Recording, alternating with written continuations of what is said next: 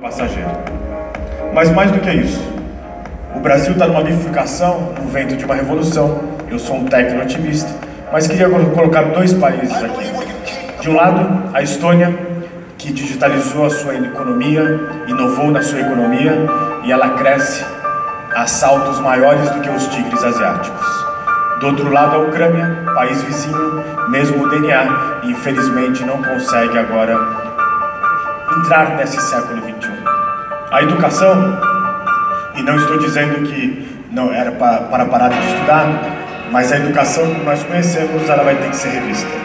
No documentário, um estudo chamado Torre de Marfim, ela diz que os desafios atuais não dá mais para ser respondido pelas universidades tradicionais. E mais do que isso, a democracia, que eu gosto muito e que eu acho que é um dos melhores pontos que nós temos como humanidade, infelizmente, ela usa ferramentas do século XV, instituições do século XIX, e ela infelizmente está perdendo um pouco da força. Então, eu pego aqui a minha apresentação sobre Estamos Prontos, quando no Fórum Econômico Mundial, de janeiro agora, o tema é como criar um futuro compartilhado em um mundo fraturado. Mas como eu sou um tecno-otimista, eu acredito que é possível fazer isso. Se sai um mundo VUCA, volátil, incerto, complexo e ambíguo, agora entra o que nós chamamos de tempos pós-normal, que tem 3 Cs muito claro: contradição, complexidade, caos, e seríamos o remédio para essa nova era, é a colaboração, a conectividade, a criação. E o que nós estamos falando agora é que futuro que nós faremos. Na Federação dos Estudos do Futuro, que eu faço parte, e na Federação de Estudos da Sociedade, vou mostrar para vocês um vídeo que talvez marque essa mudança de era. Nesse vídeo, aqui está o que é o futuro dos dublês. Mas mais do que isso, na próxima franquia de Piratas do Caribe não terão 2 profissionais. Um deles é o ator Johnny Depp, que não renovou para a próxima franquia, e também os dublês. Mas mais do que dublês, toda a profissão ela é muito válida e muito nobre. Porém, a indústria já entendeu que essa profissão que machuca muito, ela deve ser feita por outros tipos de robôs. Mas voltemos ao Brasil. Eu analisei mais de 8 pesquisas sobre inovação. O Brasil, entre 75 países pesquisados na média, estaria em 67º. Se nós melhorássemos apenas 2 pontos para 75º, nós colocaríamos no PIB brasileiro 120 bilhões de dólares. No país que precisa criar empregos, que precisa inovar. E aí eu desconstruí lá na frente os governos. Nós precisamos reconstruí-los.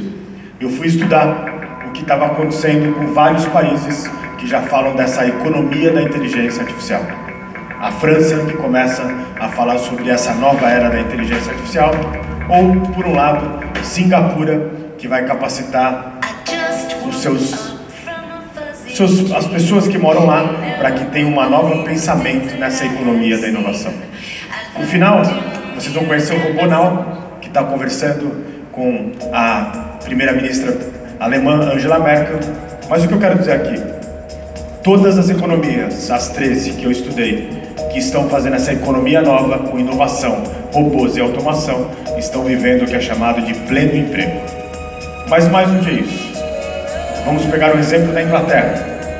No local onde recebeu os milhares de jornalistas que cobriram as Olimpíadas de Londres, agora lá é uma casa dos fazedores.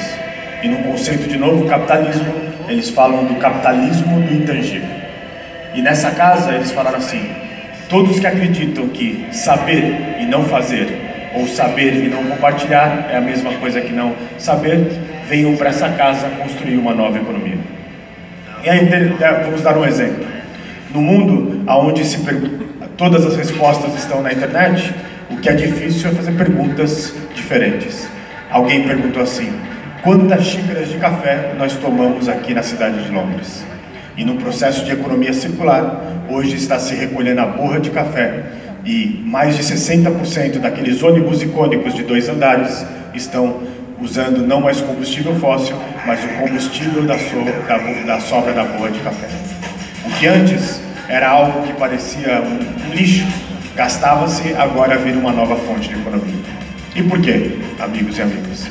Porque aquela economia criada na eficiência operacional de Adam Smith, na Riqueza das Nações, ou pós-Segunda Guerra Mundial, da distribuição de curva de sino, ela já não cabe mais nesses tempos, porque agora é uma economia criativa, circular e tantos outros nomes. Sempre que você quiser saber sobre o futuro, puxe o estilingue do passado. E lá em 1942, um economista criou o termo destruição criativa. E ele disse assim: se você não estiver pronto para destruir criativamente o que você faz hoje, alguém fará isso por você. Porém, Schumpeter acreditava que essa curva da inovação, em azul, era de 100 anos para impactar empresas, sociedades, organizações.